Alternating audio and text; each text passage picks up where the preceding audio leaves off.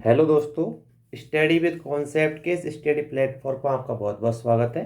और साथ ही स्वागत है हमारे इस प्रीवियस ईयर क्वेश्चन पेपर की महा सीरीज में, जिसमें हम दोस्तों previous year question paper solve करा रहे हैं। और इसी सीरीज में आज हम हिस्ट्री के क्वेश्चन लेते हैं दोस्तों। तो पहला क्वेश्चन क्या कह रहा है, निम्नलिखित युग्मों पर विचार कीजिए। और ये क्वेश्चन यूपीएससी प्री 2022 में आया है। इसमें एक तरफ तो राजा दे रखा है, दूसरी तरफ राजवंश दे रखा है, और हमसे पूछा गया है कि सही सम्मिलित कीजिए। कहने का मतलब यह है कि दोस्तों, जो 2022 के बाद जो पेपर लगे 2023 का, उसमें थोड़ा पैटर्न चेंज हुआ है। पैटर्न इसमें चेंज हुआ है कि ऑप्शन को लेके अब ऐसे ऑप्शन आने लगे जैसे केवल एक युग्म, केवल दो युग्म, केवल तीन युग्म, केवल चार युग्म। मतलब आपको पता होना चाहिए क्वेश्चन के बारे में पूरा, तब जाके आप क्वेश्चनों को सॉल्व कर सकते हैं, उनको हल कर सकते हैं दोस्तों। जैसे फर्स्ट को राजा का नाम दे रखा है नानुक, और आगे राजवंश दे रखा है चंदेल। दूसरा दे रखा है जयशक्ति, और राजवंश दे रखा है परमार। नागभट्ट द्वितीय, और राजवंश दे रखा है गुर्जर प्रतिहार। भोज, और राजवंश दे रखा है राजपूत। तो मेरे कहने का मतलब क्या है दोस्तों, मेरे कहने का मतलब क्या है कि अब जो क्वेश्चन आने लगे हैं दोस्तों, वो राजवंशों को लेकर भी क्वेश्चन आने लग गए, उनकी वंशावली को लेकर क्वेश्चन आने लग गए। राजाओं के नाम पता होना चाहिए आपको, और ये प्रसिद्ध राजा हैं उनके बारे में आपसे पूछा गया है।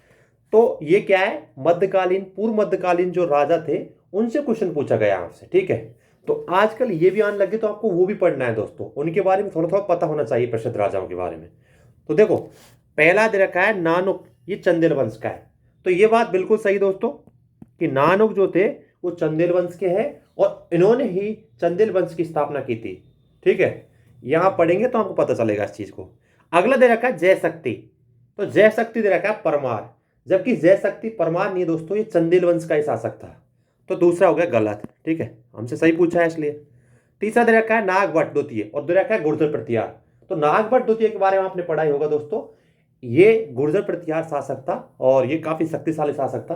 तो दोस्तों इसका पता होगा, क्योंकि नागभट्ट द्वितीय के बारे में आपने वैसे ही पढ़ा होगा, क्योंकि प्रसिद्ध राजा था। इस क्वेश्चन में प्रसिद्ध राजाओं के बारे में क्वेश्चन पूछा गया है, ठीक है। और तीसरा कथन सही है। चौथा देखते हैं भोज। भोज दे रखा है दोस्तों राष्ट्रकूट, जबकि भोज राष्ट्रकूट नहीं दोस्तों, परमार राजा था, तो इसलिए ये भी गलत। तो क्या आंसर आया दोस्तों, केवल दो युग में सही, तो इसका आ गया बी। अब क्या है, राजवंश और सब वंशावलियों के बारे में हमको पता होना चाहिए, प्रसिद्ध राजाओं के बारे में। जैसे कि मैं बताता हूं उसके बारे में, जैसे चंदेल, एक मिनट, चंदेल, थोड़ा पेन में इशू आ रहा है। चंदेल वंश की स्थापना किसने की थी दोस्तों, स्थापना ये की थी 1831 ईस्वी में। किसने दोस्तों, नानक ने, जो ऊपर दे रखा है ना, इसी ने की थी, ने की थी, ठीक है। तो ये संस्थापक थे, कहने का मतलब ये चंदेल वंश की स्थापना के संस्थापक थे कौन, नानक। इसके अलावा चंदेल वंश के मेन मेन राजा कौन कौन से थे, इनके बारे में पता होना चाहिए आपको वैसे भी। बागपति, ठीक है। अगला है जयशक्ति, ठीक है। और देखो आपको जयशक्ति के बारे में दे रखा है, यहाँ दूसरा ऑप्शन दे रखा है जयशक्ति परमार। परमार नहीं दोस्तों, ये क्या है, चंदेल शासक था, ठीक है। इसके अलावा और भी राजा थे दोस्तों, ठीक है। जयशक्ति के बारे में बता दिया। ये दो महीने, दो तीन महीने, इसमें और भी राजा थे, यहाँ पढ़ेंगे तो और भी राजा थे दोस्तों, उनके बारे में आप पढ़ लेंगे, ठीक है। कुछ चीजें आपको भी पढ़नी है, मैंने मेन मेन चीज बता रहा हूँ, ठीक है। अगली बात करते हैं दोस्तों कि जो नागभट्ट द्वितीय के बारे में बात कर रहा था मैं अभी। नागभट्ट द्वितीय, ये दोस्तों कौन था, गुर्जर वंश का, गुर्जर प्रतिहार वंश का शासक था, ठीक है। और भोज जो था सॉरी, भोज जो था वो राष्ट्रकूट राजा नहीं था, राष्ट्रकूट शासक नहीं था, नहीं था, बल्कि परमार शासक था, परमार वंश का शासक था, वंश का, परमार वंश का शासक था। तो ऐसे क्वेश्चन आने लग गया। तो आपको करना क्या है दोस्तों, आपको करना क्या है, अब क्या है, मध्यकालीन जो इतिहास है, पूर्व मध्यकालीन इतिहास, इसमें क्या राजाओं के बारे में पता होना चाहिए और प्रसिद्ध प्रसिद्ध राजाओं के बारे में थोड़ा पता होना चाहिए कि ये कौन सा शासक का है, कौन से राजवंश का है, बस इतना पता होना चाहिए। ठीक है, अगला क्वेश्चन देखते हैं दोस्तों। ये भी 2022 में क्वेश्चन पूछा गया है। ये क्वेश्चन हम थोड़ा सा कह सकते हैं कि हार्ड था, इन द सेंस कि इसमें आपको कौटिल्य के अर्थशास्त्र के बारे में पता होना चाहिए कि कौटिल्य के अर्थशास्त्र के अनुसार कौन से कथन सही है। इसमें दे रखा है कौटिल्य के अर्थशास्त्र के अनुसार कौन निम्नलिखित में से कौन से कथन सही है। और ये जो कथन दे रखे हैं दोस्तों, ये दासों के बारे में दे रखा है। आखिरकार जो कौटिल्य के अर्थशास्त्र में दास की परिभाषा क्या है, यह आपको अगर पता होता तो इस क्वेश्चन को सॉल्व कर सकते थे, लेकिन हर किसी को नहीं पता होगा दोस्तों, क्योंकि थोड़ा ये अंदर का क्वेश्चन है। हिस्ट्री ऑप्शनल वाले बच्चे ही कर सकते हैं इसको, बाकी ये लोगों पे ये नहीं होता। ऐसी बात नहीं हो सकता, ऐसी बात नहीं कि नहीं हो सकता, होने को हो सकता है, लेकिन ये टफ था थोड़ा सा, क्योंकि ये थोड़ा एक स्टैंडर्ड बुक में ही आएगा इसके बारे में, हर किसी बुक में नहीं दे रखा होगा इसके बारे में। ठीक है, तो पहला कथन क्या करा है, न्यायिक दंड के परिणाम स्वरूप कोई व्यक्ति दास हो सकता है। अगर न्यायिक दंड दिया है तो ऐसे बोला गया है कि ऐसा कोई दास हो सकता है उसके परिणाम स्वरूप, तो इसके बारे में मुझे पता नहीं है। ठीक है, स्त्री दास अपने मालिक के सहसंग के से पुत्र जनन की कानूनी तौर पर मुक्ति हो जाती थी, तो ये बात बिल्कुल सही है, क्योंकि कौटिल्य के अर्थशास्त्र में एक चीज बोली गई है कि अगर स्त्री दास है तो उसके मालिक के जो सहसंग से पुत्र जनन होगा तो कानूनी रूप से तौर पर वो मुक्त हो जाएगी। समझ रहे बात को, कि जब अगर कोई स्त्री दास है और मालिक से क्या है उसका पुत्र उत्पन्न हो तो वो दास ही नहीं रहेगी फिर, और वो दास था दास से मुक्त हो जाएगी, दास प्रथा। समझ रहे बात को, तो ये बोला गया, तो ये कौटिल्य के अर्थशास्त्र में बोला गया था, तो दूसरा कथन सही है। तीसरा कथन देखते हैं दोस्तों, यदि स्त्री दास का मालिक उस स्त्री से पैदा हुए पुत्र का पिता हो तो उस पुत्र को मालिक का पुत्र होने की कानूनी हक है। यह बात बिल्कुल सही है। अगर कोई स्त्री दास है और राजा या मालिक कोई भी हो, अगर उससे उसकी संतान उत्पन्न होती है तो वो की क्या है दोस्तों, कानूनी रूप से उसका पुत्र हो जाएगा मालिक का। तो ये बात बिल्कुल बात सही है। तो दूसरा तीसरा कथन सही है, पहला कथन दोस्तों गलत है। और इस क्वेश्चन को करने के लिए आपको थोड़ी स्टैंडर्ड बुक में पढ़ा होगा, तभी आप क्वेश्चन को कर सकते थे, क्योंकि ये क्वेश्चन ऐसा था कि इसमें इंफॉर्मेशन होनी चाहिए थी आपको। ठीक है, तो इसलिए इसका आंसर हो गया दूसरा कथन और तीसरा कथन सही है। तो आप थोड़े से क्वेश्चन अंदर से आने लग गए, थोड़ा डीपली क्वेश्चन आने लग गए, तो आपको ऐसी चीजों को पढ़ना है। ठीक है, और एक दो क्वेश्चन आते हैं ऐसे हार्ड, हर क्वेश्चन नहीं आता। जैसे अब ये क्वेश्चन देखो, ये बड़ा ही सिंपल क्वेश्चन था, ये 2021 में पूछा गया था, क्योंकि यूनेस्को की विश्व धरोहर स्थल में शामिल किया गया था उस टाइम धौलावीरा को, तो इसलिए उससे क्वेश्चन पूछ लिया गया।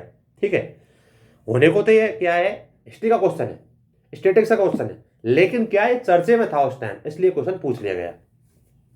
जैसे क्वेश्चन क्या दे रखा है, निम्नलिखित में से कौन सा प्राचीन नगर अपने उन्नत जल संचयन और प्रबंधन प्रणाली के लिए सुप्रसिद्ध था, जहां बांधों की श्रृंखला का निर्माण किया जाता था और संबंध जलाशयों में नहर के माध्यम से जल को प्रभावित किया जाता था। कहने का मतलब है जल प्रबंधन प्रणाली कौन से हड़प्पा स्थल में विकसित थी।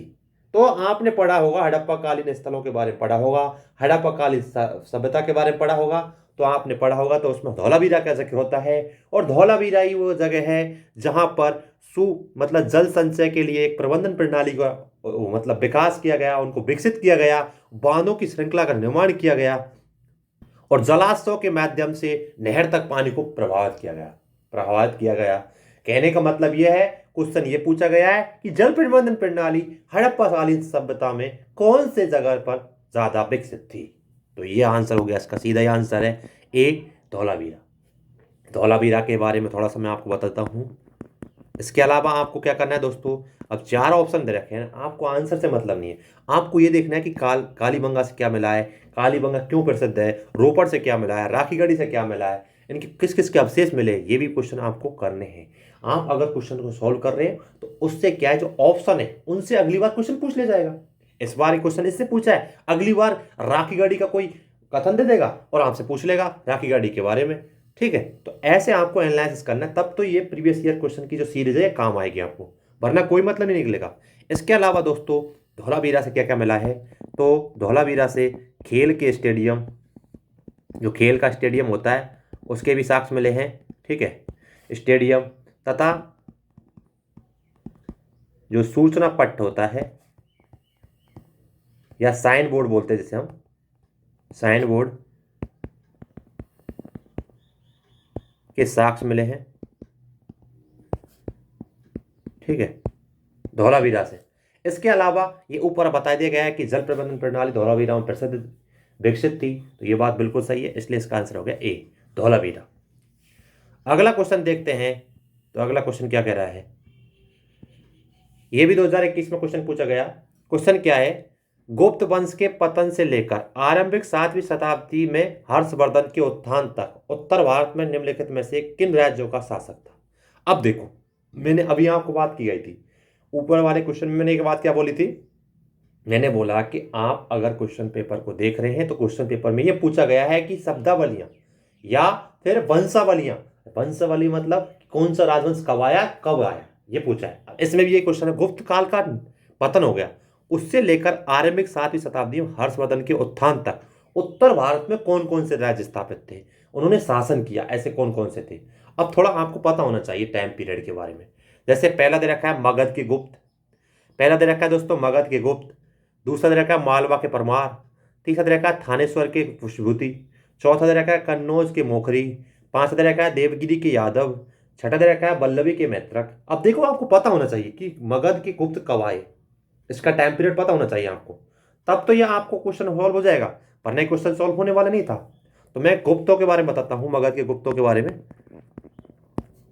गुप्त साम्राज्य, पहले मैं बात करता हूं दोस्तों, गुप्त साम्राज्य की बात करता हूं। तो गुप्त साम्राज्य 4वीं शताब्दी ईस्वी में, उससे पूर्व से लेकर 6वीं शताब्दी, 6वीं शताब्दी ईस्वी पूर्व तक अस्तित्व में था। गुप्त वंश के बारे में बात कर रहा हूं अभी मैं, ठीक है, क्योंकि हमको पता करना है ना कि गुप्त वंश के बाद के बारे में पूछा है हमसे और हर्षवर्धन के उत्थान तक पूछा है। अब देखो, जैसे बात करते हैं, शुरुआत में बात करते हैं दोस्तों किसकी, जो मगध के गुप्त हैं उनकी बात करते हैं। जैसे 606 ईस्वी में हर्षवर्धन के शासक बनने के समय मगध का गुप्त शासक उस टाइम कौन था दोस्तों, गुप्त शासक कौन था दोस्तों, माधव गुप्त था। तो यह कथन बिल्कुल सही है, मगध के गुप्त, उसके गुप्त वंश के पतन और हर्षवर्धन के उत्थान के बीच का पीरियड में आते हैं, तो बिल्कुल सही है पहला कथन। अब देखो, ऑप्शन भी देख सकते हैं आप, लेकिन क्या है, अब यूपीएससी ने थोड़ा पैटर्न चेंज कर दिया है। ये 2021 का पेपर है, 2022 और 23 में थोड़ा चेंज हो गया है, आपको पता सभी होना चाहिए। तो ऑप्शन देखे तो 2 ऑप्शन ही बचे हैं, ऐसे तो कर सकते थे हम, लेकिन अब थोड़ा चेंज हो गया तो हमको पूरा पता होना चाहिए थोड़ा, ठीक है। इसके अलावा दोस्तों हम बात करते हैं, अगला कौन सा है, इसके बारे में बात करते हैं दोस्तों, थानेश्वर के जो पुष्पभूति है उनके बारे में बात करते हैं।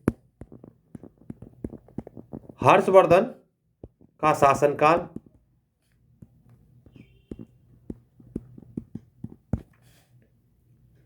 ये तो पता ही है आपको, 606 से लेकर 647 ईस्वी के बीच में था, ठीक है, तक रहा। और हर्षवर्धन, थोड़ा सा पेन में इशू आ रहा है, हर्षवर्धन वर्धन वंश का, वर्धन वंश या पुष्पभूति, वर्धन वंश या पुष्पभूति वंश की स्थापना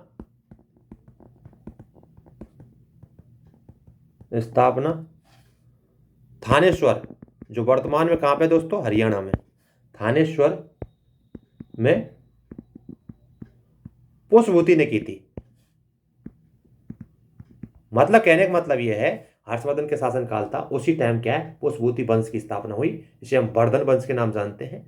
तो ये बात भी बिल्कुल सही है कि थानेश्वर के जो पुष्पभूति हैं ये भी उस टाइम पीरियड में थे, तो तीसरा कथन सही है।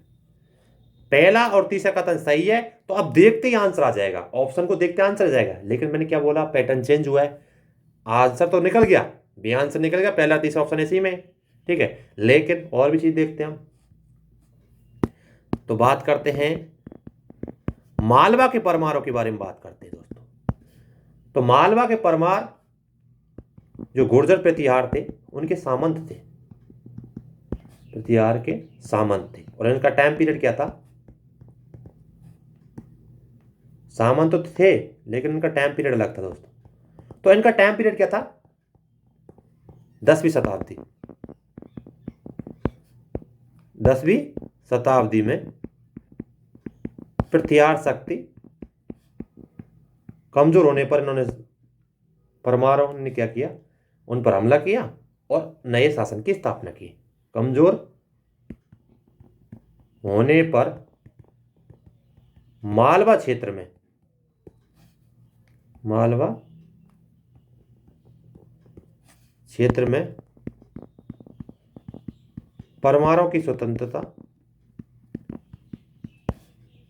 का उदय हुआ। समझ गए बात को, तो ये बात बिल्कुल सही है। अगली बात करते हैं दोस्तों, किसकी बात करते हैं, मोखरियों के बारे में। तो ये है ना कन्नौज की मोखरी। तो गुप्त वंश की, गुप्त वंश का तो पतन हो गया, पतन के बाद जो कन्नौज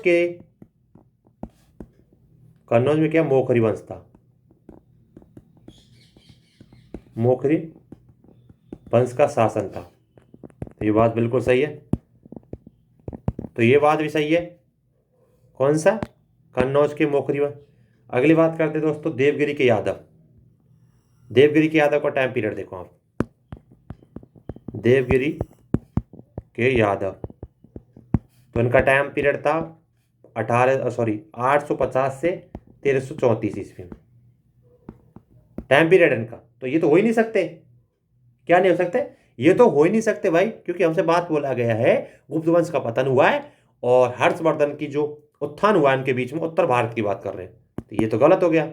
बचा कौन सा, वल्लभी वाला, गुजरात के वल्लभी, या गुजरात के मैत्रक के जो वल्लभी के थे, वल्लभी के मैत्रक, और ये क्या जगह गुजरात में आपको पता है।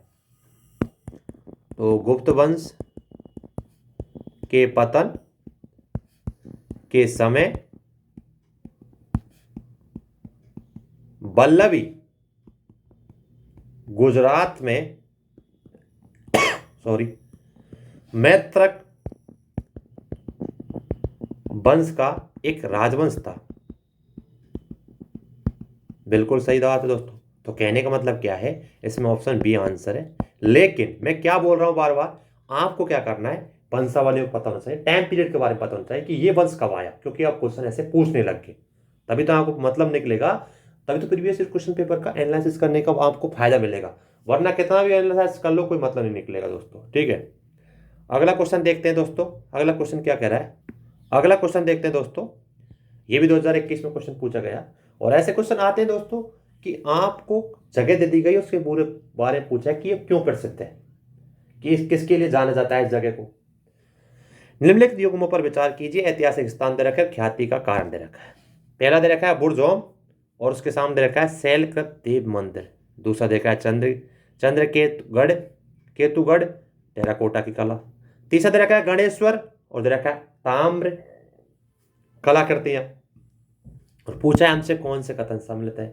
अगर अब क्वेश्चन पेपर आएगा, अगला जो आएगा 2024 का, उसमें क्या पूछ लेगा, कौन से युग में सही है, और दे रखा है केवल एक युग, केवल दो युग, केवल तीन युग, ठीक है। ऐसा क्वेश्चन आने लग गए, तो आपको पता होना चाहिए। तो बुर्जोम की बात करते हैं दोस्तों। बुर्जोम जो है ये क्या है दोस्तों, नवपाषाण कालीन स्थल है, जहां पर क्या है दोस्तों, पालतू कुत्तों और भेड़ियों के मालिक के सब मिले हैं, मालिक के सब के साथ दफनाए गए हैं जाता है। तो ये तो है ही नहीं, शैलकृत देव इसके लिए प्रसिद्ध नहीं है, बल्कि ये क्या है, नपाषण काली स्थल है और यहाँ पर मालिक के साथ पालतू कुत्तों को दफनाया गया। ठीक है, तो ये तो है ही नहीं है। दूसरी बात करते हैं हम चंद्रकेतुगढ़। तो ये बात बिल्कुल सही दोस्तों, टेराकोटा के लिए प्रसिद्ध है, जो कला थी उसके लिए प्रसिद्ध है, टेराकोटा कला के लिए। ठीक है, अगला देखते हैं गणेश्वर। देखा ना, गणेश्वर ताम्र कलाकृति के लिए।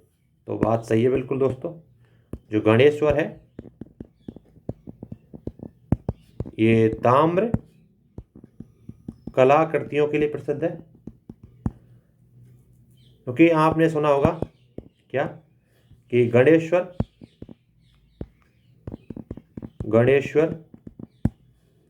जोधपुरा जो संस्कृति है ये कब हुई स्थापित? इसकी 2800 ईस्वी से 2000 ईस्वी तक। ठीक है, ईस्वी से एक मिनट इसके बारे में पता होना चाहिए। गणेश्वर जो सभ्यता थी दोस्तों, इसके बारे में आपको पता होना चाहिए। तो गणेश्वर सभ्यता थी दोस्तों, जोधपुरा गणेश्वर सभ्यता, ये 2800 ईस्वा पूर्व है, ये ईस्वी भी नहीं है, से 2200 ईसा पूर्व तक। और ये क्या है, राजस्थान के नीम के थाने क्षेत्र में है, आपको ये पता होना चाहिए। दूसरी बात क्या है कि ताम्र कलाकृति यहाँ पर मिली है। तो कथन कौन सा सही है दोस्तों? पहला गलत हो गया, तो दूसरा तीसरा कथन सही है, तो इसलिए इसका आंसर जाएगा डी। अगला क्वेश्चन देखते हैं दोस्तों। अगला क्वेश्चन क्या कह रहा है हमसे? अगला क्वेश्चन कह रहा है कि प्राचीन भारत के संबंध में निम्नलिखित कथनों पर विचार कीजिए, और बोल रखा है कौन से कथन सही है। ये 2021 में क्वेश्चन पूछा गया। अब ये भी क्वेश्चन दोस्तों, अगर आपने थोड़ा डीपली पढ़ा है हिस्ट्री को, प्राचीन भारत को, तो आपको सब क्वेश्चन आंसर लगने में ज़्यादा दिक्कत नहीं होगी। वरना क्वेश्चन ये थोड़ा सा लेंदी हो जाएगा, इन द सेंस जैसे कौटिल्य के अर्थशास्त्र से क्वेश्चन पूछा गया था दासों को लेके, इसमें पूछ लिया। जैसे पहला देखो, पहला कथन है मिथाक्षरा ऊंची जाति की सिविल विधि थी और दाय भाग निम्न जाति की सिविल विधि थी। ये प्राचीन भारत के इतिहास को हम पढ़ते हैं तो इन चीज़ों को हम पढ़ेंगे तो पता चलेगा आपको कि ये एक प्रकार की विधियाँ थीं, सिविल विधियाँ, कानून थे, कहने का मतलब ये है।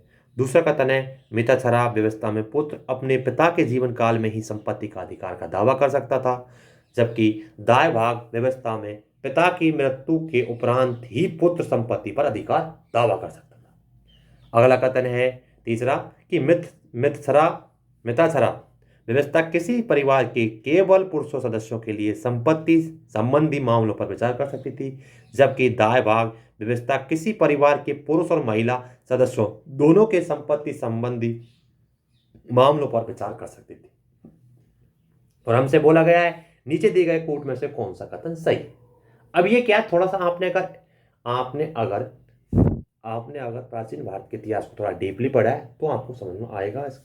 लेकिन मैं इसका एक ही बात कहूँगा कि थोड़ा कुछ क्वेश्चन ऐसे होते हैं कि आप पे नहीं होंगे, तो आप उसमें ज़्यादा मत उलझिए, क्योंकि रीज़न क्या होता है, कुछ क्वेश्चन ऐसे आते हैं एग्जाम में थोड़े टफ होते हैं, जिसको आपने डीप नहीं एनालिसिस नहीं किया तो क्वेश्चन नहीं कर सकते आप।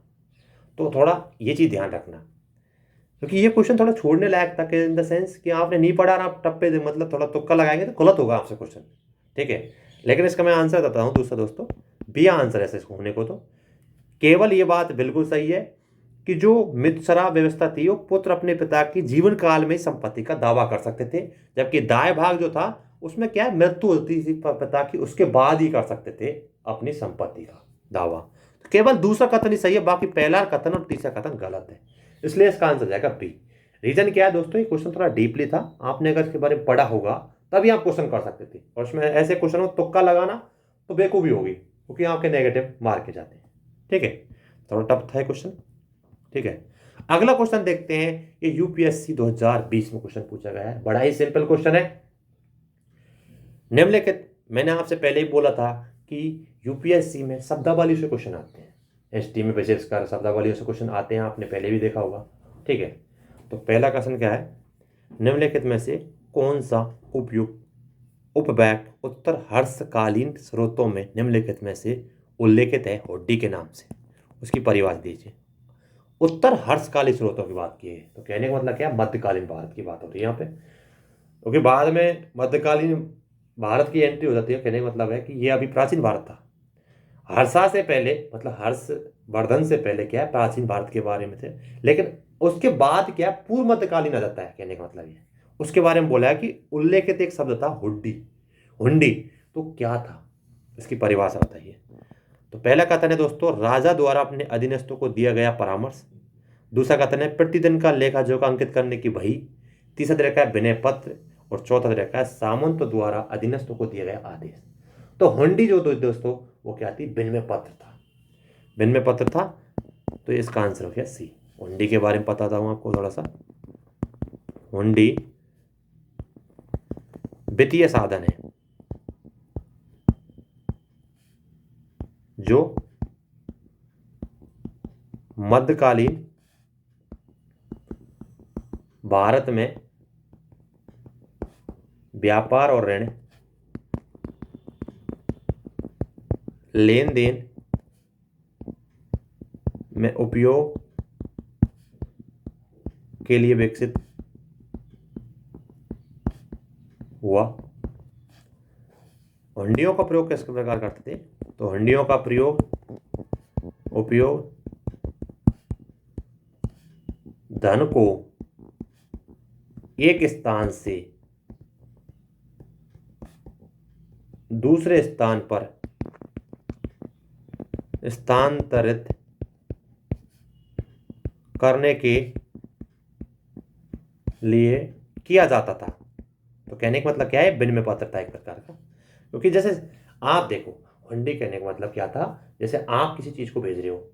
अभी आपको बताता हूं, अब इस टाइम कैसे आप जैसे मालगाड़ी को देखते हो, तो मालगाड़ी के डिब्बे में क्या है दोस्तों, जैसे कोई सामान पैक होता है, उसके जो गेट बंद होते हैं उस पर एक सील लगी होती है, ठप्पा। इससे क्या प्रतीत होता है कि इससे ये प्रतीत होता है कि ये जो सील लगी हुई है, अगर ये क्या जहां ये पहुंचना है इस माल को, वहां पर ये सील फूटेगी। इससे अलावा बीच में अगर छेड़छाड़ हुई है तो पता चल जाएगा। तो इसी प्रकार का एक प्रकार का विनय पत्र था। अगर आप छेड़छाड़ी कर रहे हो तो पता चल जाता था कि भाई इसमें छेड़छाड़ हुई था मार्ग में। तो कहने का मतलब हुड्डी एक विनय पत्र था। ठीक है, अगला क्वेश्चन देखते हैं।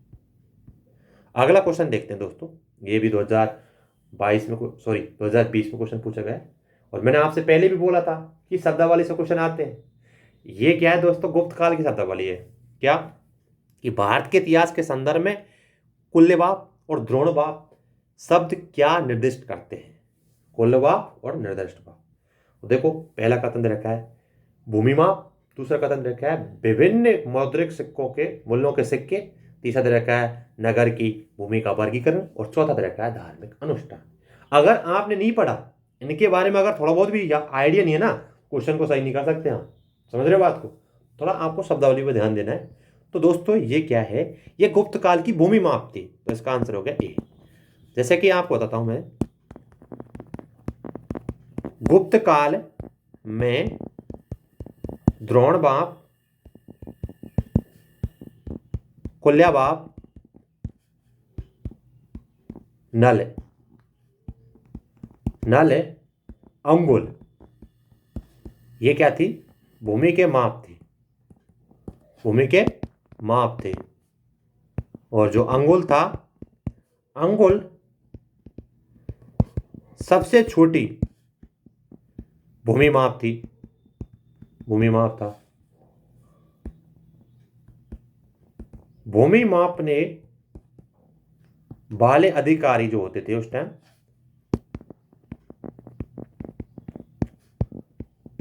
कुछ क्षेत्र कर कहते थे। क्या बोलते थे दोस्तों, कहा जाता था।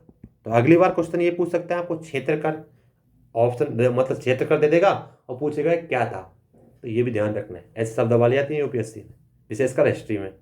तो इसका आंसर हो गया, ये गुप्तकालीन की क्या है थी, गुप्त काल की दोस्तों भूमि माप थी। अगला क्वेश्चन देखते हैं, 9 नंबर क्वेश्चन क्या कह रहा है। निम्नलिखित में से कौन से या किस शासक ने यह बोला था कि अपनी प्रजा के लिए, अभिलेख में माध्यम से बोला था, परामर्श दिया कि कोई भी व्यक्ति जो अपने संप्रदाय को महिमा मंडित करने की दृष्टि से अपने धार्मिक संप्रदाय की प्रशंसा करता है या अपने संप्रदाय के प्रति अत्यधिक भक्ति के कारण अन्य संप्रदाय की निंदा करता है, तो वह अपितु अपने संप्रदाय को गंभीर रूप से हानि पहुंचाता है। तो दोस्तों आपने ये चीज देखी होगी कि ये कथन, ये आप एनसीईआरटी पढ़ोगे ना, तो 6th क्लास की एनसीईआरटी है, उसमें ये बिल्कुल दे रखा है स्पष्ट में। तो ये कथन दोस्तों, ये कथन अशोक ने बोला था, अशोक महान ने बोला था, सम्राट अशोक ने बोला था ये कथन कि अगर आप अपने धर्म की प्रशंसा कर रहे हो, अपने संप्रदाय की प्रशंसा कर रहे हो तो कोई दिक्कत नहीं है, लेकिन अपने संप्रदाय और धर्म की प्रशंसा कर रहे हो और दूसरे धर्म की निंदा कर रहे हो तो आप अपने धर्म को ही नष्ट कर रहे हो। कहने का मतलब ये है, उनको अपने धर्म या संप्रदाय को नष्ट कर रहे हो, उनको गंभीर हानि पहुंचा रहे हो। तो इसलिए इसका आंसर हो जाएगा दोस्तों ए, अशोक ने ये बात बोली थी। तो बिल्कुल दोस्तों इसका हो गया ए, अशोक द्वारा ये बात कथन बोला गया। अगला क्वेश्चन देखते हैं, ये भी क्वेश्चन आने लग गए यूपीएससी में आजकल। यूपीएससी 2020 में क्वेश्चन पूछा गया है कि प्रसिद्ध स्थल दे रखे और बोल रखा है वर्तमान में इन स्थलों का नाम क्या है।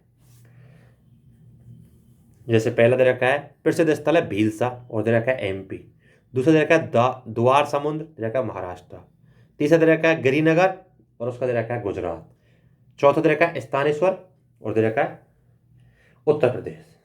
अब देखो आप विदिशा जैसे हम बिलसा बोलते हैं, बेसनगर बोलते हैं, तो ये एमपी में दोस्तों, तो ये बात बिल्कुल सही है। लेकिन आप द्वार समुद्र के बारे में बात करेंगे तो द्वार समुद्र दोस्तों महाराष्ट्र में नहीं होकर के ये है दोस्तों कर्नाटक में, इसलिए दूसरा तो होगा गलत। अगला देखते हैं गिरिनगर, गिरिनगर या गिरनगर आपने सुना होगा, गिरिनगर या गिरनगर ये दोस्तों आपने सुना होगा तो गुजरात में। और अब स्थानेश्वर की बात करते हैं तो ये हरियाणा में, न कि यूपी में। तो चौथा कथन गलत, तो पहला और तीसरा कथन सही है, तो इसका आंसर हो जाएगा दोस्तों ए। तो मेरा कहने का मतलब क्या था, आपको क्या बताया मैंने, शब्दावली से क्वेश्चन आ रहे हैं। इसमें आपने क्या सीखा, देखो देखो शब्दावली से क्वेश्चन आ रहे हैं, शब्दावली से क्वेश्चन आ रहे हैं, कोई बेसिक टर्मिनोलॉजी है उससे क्वेश्चन आ रहे हैं, किसी का कथन है उससे क्वेश्चन आ रहे हैं, किसी शासक ने क्या काम किया है क्वेश्चन आ रहे हैं, कौन सा शासक कौन सा राजवंश है ऐसे क्वेश्चन आ रहे हैं। तो आपको उसी हिसाब से तैयारी करनी है। और दूसरी बात, अब कथन को लेके जैसे अब ये क्या ऑप्शन एक ही सही, केवल ऑप्शन दो ही सही, जैसे अब इसमें दे रखा है केवल 1 और 3 सही, केवल 1 और 4 सही, केवल 2 और 3 सही और केवल 2 और 4 सही। लेकिन अब ये ऑप्शन हट गए, कहने का मतलब क्या है, अब क्या आने लग गया, केवल 1 युग्म सही, केवल 2 युग्म सही, केवल 3 युग्म सही, केवल 4 युग्म सही। तो ऐसा ऑप्शन आने लग गया, तो उसी हिसाब से आपको तैयारी करनी है। ठीक है, ये तो 2020 का क्वेश्चन था। 2023 में आपने देखा होगा, 2022 में क्वेश्चन ऐसे आए जिसमें केवल युग्मों के बारे में क्वेश्चन पूछा है, 1 पेयर सही, 2 पेयर सही। कहने का मतलब यही है, तो आपको उस हिसाब से तैयारी करनी है। लेकिन यूपीएससी का कोर एरिया फिक्स है कि वो शब्दावली से क्वेश्चन पूछ रही है, वो राजवंशों के लिए क्वेश्चन पूछ रही है, कोई प्रसिद्ध राजा है उसके बारे में कोई कथन दे दिया, तो उस हिसाब से आप तैयारी कीजिए दोस्तों। धन्यवाद दोस्तों, बनाने के लिए आपको बहुत बहुत